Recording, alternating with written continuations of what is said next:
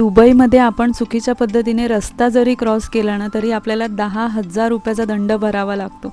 तर चला याबद्दल थोडीशी माहिती सांगते. तर नमस्कार मंडळी, मी पूजा आणि सध्या मी जॉबसाठी असते अबुधाबीमध्ये.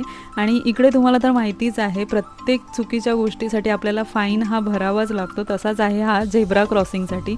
जर आपण चालत चाललो आणि जर सिग्नल लाल असेल तर आणि जर आपण रस्ता क्रॉस केला तर आपल्याला 400 दिरामचा फाईन लागतो. म्हणजेच साधारण आपले इंडियाचे 9,500 ते 10,000 रुपये होतात.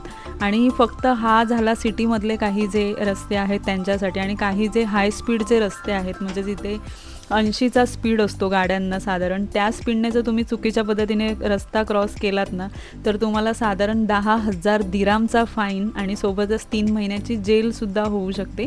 दोघांपैकी एक काहीतरी तुम्हाला ते करावं लागतं. आणि 10,000 दिराम म्हणजे साधारण आपले 2 ते 2.5 लाख रुपये असतात. आणि काही गोष्टी आहेत ना, म्हणजे जिथं रस्ता क्रॉस करायचा आहे, तुम्हाला वाटत असेल इकडून शॉर्टकट आहे म्हणून इथून जाऊ, तर नाही. जिथं झेब्रा क्रॉसिंग वगैरे जे दिलेले आहेत तिथूनच आपल्याला रस्ता क्रॉस करावा लागतो.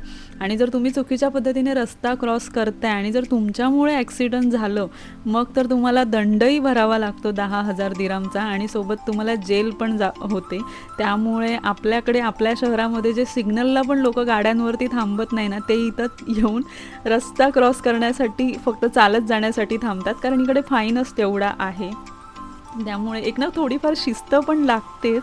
आणि खरं सांगू तर हे सगळं सुरक्षतेसाठीच आहे, कारण इथल्या गाड्यांचा स्पीड पण खूप जास्त असतो. त्यामुळे देखील आहे, आपल्याकडे नाही होऊ शकत हे असं.